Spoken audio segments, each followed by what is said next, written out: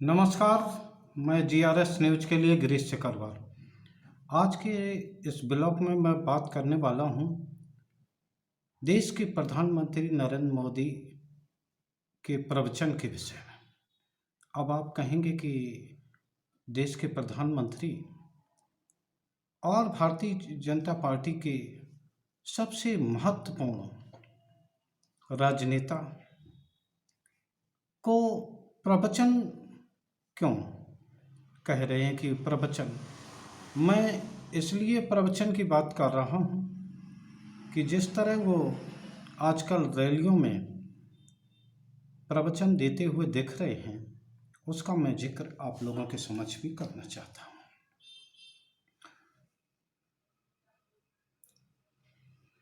27 जून को भोपाल में उन्होंने एक रैली में जिस तरह से भ्रष्टाचार को मुद्दा बनाते हुए विभिन्न पार्टियों को परिवारवादी और भ्रष्टाचारवादी बताया था, बाकायदा उन्होंने नाम लेकर कहा था कि ये पार्टियां मात्र इसलिए एकजुट हो रही हैं ताकि अपने परिवार और अपने किए भ्रष्टाचार को बचाया जा सके। कल भी प्रधानमंत्री ने 2 रैलियों को संबोधित किया। एक तो रायपुर में एक रैली को संबोधित किया जिसमें उन्होंने स्पष्ट तौर पर इस बात का उल्लेख किया कि कांग्रेस की गारंटी खत्म हो गई है और कांग्रेस में भ्रष्टाचार बहुत था। इसी प्रकार उन्होंने गोरखपुर में भी एक रैली को संबोधित किया और वहाँ से भी इस तरह की बातें कही कि उन्होंने कि कांग्रेस ही भ्रष्टाचार की जननी है, तमाम तरह की बातें की और ये कहा कि कोई भी अगर कांग्रेस की गारंटी भ्रष्टाचार है तो मोदी की गारंटी उन लोगों पर कड़ी कार्रवाई है। इस बीच उन्होंने ये भी उल्लेख किया कि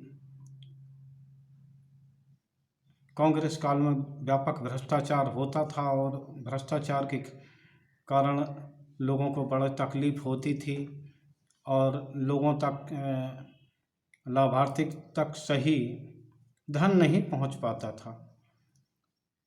प्रधानमंत्री जी इस बात को लेकर तत्कालीन प्रधानमंत्री राजीव गांधी की इस बात को ढाल बनाते हैं कि जिसमें कि उन्होंने एक रैली में कहा था कि दिल्ली से 1 रुपया भेजा जाता है तो लाभार्थी तक 15 पैसे पहुंचते हैं। उनका जो मुख्य उद्देश्य ये था कि वो ये जताना चाहते थे कि सिस्टम में इतनी कमियां हैं कि मुख्य लाभार्थी तक आते आते रकम इतनी हो जाती है। निश्चित तौर पर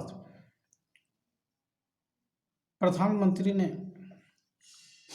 डीबीटी या अन्य माध्यमों के जरिए जो लाभार्थी तक पैसे देने का कोशिश की है, निश्चित तौर पर कागजों में तो ये दिख रहा है कि वो रकम लाभार्थी तक पूरी की पूरी पहुंच रही है, लेकिन अगर आप पाएंगे तो अभी भी क्या प्रधानमंत्री इस बारे में बता सकते हैं कि कोई भी आवास की योजना हो या कोई भी लाभार्थी का वर्ग हो, बिना पैसा दिए किसी भी लाभार्थी को वो सुविधाएं प्राप्त हुई हों? ये अलग बात है कि आपने सिस्टम में डाल दिया और उनके खाते में भी ये रकम दिखाई देती है कि इतने रुपए पहुंच गए, लेकिन इसके बीच में सिस्टम किस तरह की वसूली करता है वो देखने की फुर्सत शायद प्रधानमंत्री को कभी भी नहीं। अभी भी मैं बताऊं कि किसी को भी आवास मिलना हो, अब जिस तरह से आवास की राशि में वृद्धि हुई है, उसी प्रकार जो सिस्टम है, जो कर्मचारी अधिकारी हैं, उन्होंने भी अपने रिश्वत की लेने में उन्होंने अपनी दरें बढ़ा दी हैं। कोई भी आवास का लाभार्थी हो, उसे आवास का नाम सूची में तभी होता है चाहे भले वो अपात्र हो, जब वो एक निश्चित तयशुदा राशि यानी 50,000 रुपये तक जब तक अधिकारियों को भेंट नहीं चढ़ा देता, जिसमें से लेकर ग्राम प्रधान से लेकर ऊपर के सिस्टम तक अधिकारी शामिल रहते हैं और बाकायदा इसको लेकर वो होता है। भारतीय जनता पार्टी बहुत ही वो इस तरह की बातें करती है, दावा करती है कि 9 साल के कार्यकाल में एक भी भ्रष्टाचार का आरोप नहीं लगा। प्रधानमंत्री जी, आपके कार्यकाल में तो वो आरोप लगे हैं जिन पर कि आप चर्चा ही नहीं करना चाहते हैं। पेगासस था, राफेल का वो घोटाला हुआ, जिसमें कि राशि को लेकर अभी तक ये बात तय नहीं है कि कितनी। अभी अभी अपने हाल में जो अमेरिका के साथ डील की थी, जो पुरानी टेक्नोलॉजी उसकी थी, बाद में जब इस पर सवाल उठने लगे तो सवाल के जगह पर ये कहा गया कि अभी डील फाइनल नहीं हुई है, अभी इसमें नेगोशिएशन किया जाना है। तो निश्चित तौर पर क्योंकि आप लोगों को फुर्सत नहीं रहती और अडानी का मामला रहा, जिसने कि एक झटके में 12 लाख करोड़ से ज़्यादा का चूना आम देशवासियों को लगा दिया, लेकिन इस पर आप चर्चा नहीं करना चाहेंगे। और प्रधानमंत्री जी बार बार प्रवचन देते हैं। महाराष्ट्र के नाम उन्होंने लिया था कि उन्होंने कि वो भ्रष्टाचारी हैं, राष्ट्रीय कांग्रेस पार्टी के लोग भ्रष्टाचारी हैं, अजित पवार भ्रष्टाचारी हैं। और बावजूद इसके कि 2 दिन पहले दावे के बाद 2 मई को आपने उन्हीं भ्रष्टों को, जिसको आपने छाती ठोंक कर भ्रष्ट की कहा था, उनको आपने अपने सत्ता में ले लिया। किस किस का नाम गिनाया जाए? हेमंत विश्वकर्मा हो, नारायण राणे हो, मुकुल राय हो, शारदा नारदावाले, आप सभी लोग जानते हैं। जिस किन किन लोगों को नाम आपको गिनाए जाएं? आप तभी उनके नाम लेते हैं जब वो विपक्ष में होते हैं। अगर वो आपके तरफ शामिल हो जाते तो न तो भ्रष्टाचारी रहते हैं। जिस बेशर्मी से सरकार ईडी और सीबीआई का दुरुपयोग करती जा रही है, उसकी सिर्फ कल्पना की जा सकती है। मायावती जी जब तक आपके पाले में रहती तब तक आप किसी भी उनके भ्रष्टाचार की जांच नहीं कराती। जैसे ही वो ट्वीट करती हैं कि अब की बार बसपा अकेले दम पर चुनाव लड़ेगी, तुरंत ही आपकी ओर से अखबारों में ये बयान निकल जाता है कि 261 प्लाट नोएडा में उनके भाई और भाभी को गलत तरीके से दिए गए, ताकि मायावती आपका विरोध न कर पाए। बंगाल में चुनाव होता है, अभिषेक और ममता बनर्जी को घेरा जाने लगता है। जब कभी बिहार के लोग एकजुट होते हैं तो लालू प्रसाद, तेजस्वी यादव को घेरा जाता है। झारखंड के लिए झारखंड मुक्त मोर्चा के हेमंत सोरेन को घेरा जा रहा है। नवीन पटनायक पर भी आप लोगों ने मामले बना रखे हैं।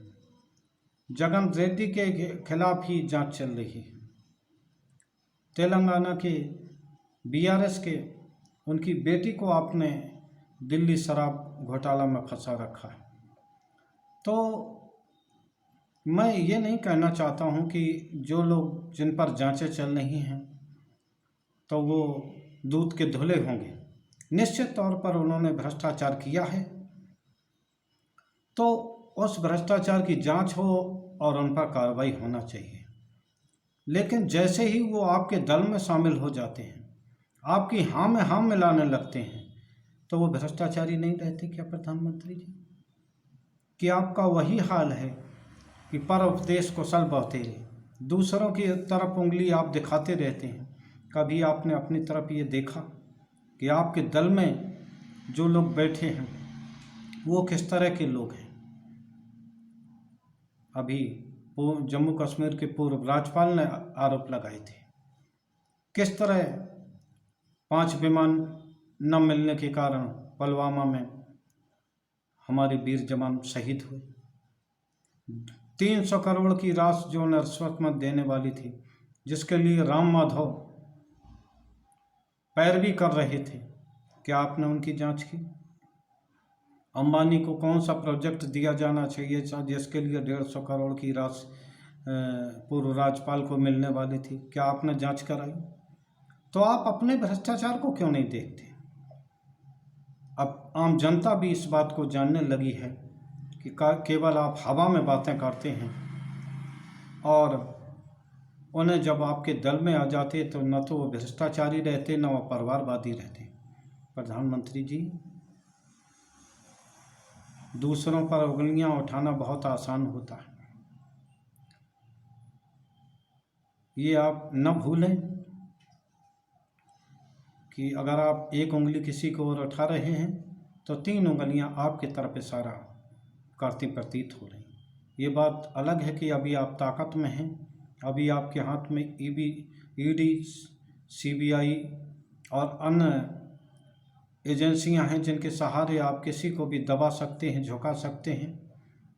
लेकिन ये न भूलें कि ताकत तो तत्कालीन प्रधानमंत्री इंदिरा जी ने भी थी, जिन्होंने कि पूरी एजेंसियों को अपने कब्जे में ले रखा था। लेकिन जब आम जनता उनके खिलाफ हुई तो उनका पता नहीं लगा कि कांग्रेस कहाँ गई। वही कांग्रेस अपने किए का भोग भोग रही है, जिस पे कि आप सवाल उठाते जा रहे हैं। अरे उसने तो करीब 55-60 साल, कांग्रेस में तो कमियां तब आई जबकि उन्होंने 55-60 साल उन्होंने सत्ता कर ली, और आप में तो कमियां 9 साल में ही ऐसी देखी गई कि जैसा कि व्यापारी के समान आप आचरण करते हैं। जनता को जो सुविधाएं मिल रही उसको भी आपने धीरे धीरे करके कम कर दी। हर चीज़ में आप दाम बढ़ाते जा रहे हैं जिससे कि सरकारी खजाना भरा जा सके। प्रधानमंत्री जी, दूसरों पर उंगली उठाने के बजाय आप अपने दल के क्रियाकलापों को देखें।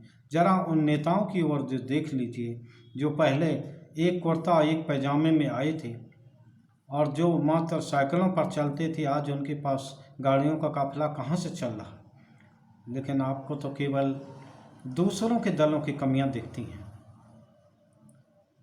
अपने की कमी ना आप देखना चाहते हैं और ना आपको इसकी फुर्सत है।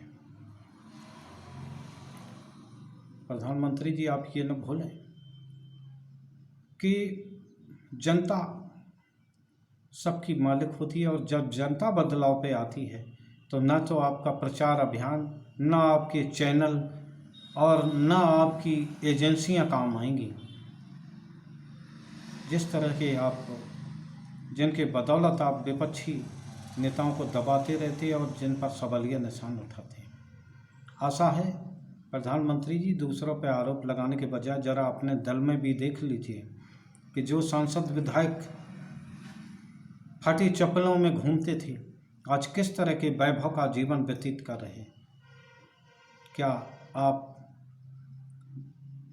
अपने दल के नेताओं के राजशाही पर भी गौर करेंगे या यूं ही विपक्ष को टारगेट करते रहेंगे? लगता ऐसा ही है कि 2024 का इलेक्शन आपको जैसे तैसे जीतना है, चाहे उसके लिए भले ही आपको कोई भी कोशिश करना पड़े, किसी को भी बदनाम करना पड़े, किसी को भी जेल में डालना पड़े। आज के ब्लॉग में बस इतना ही, और अन्य किसी विषय के साथ फिर हम आपसे मिलेंगे। जय हिंद, जय भारत।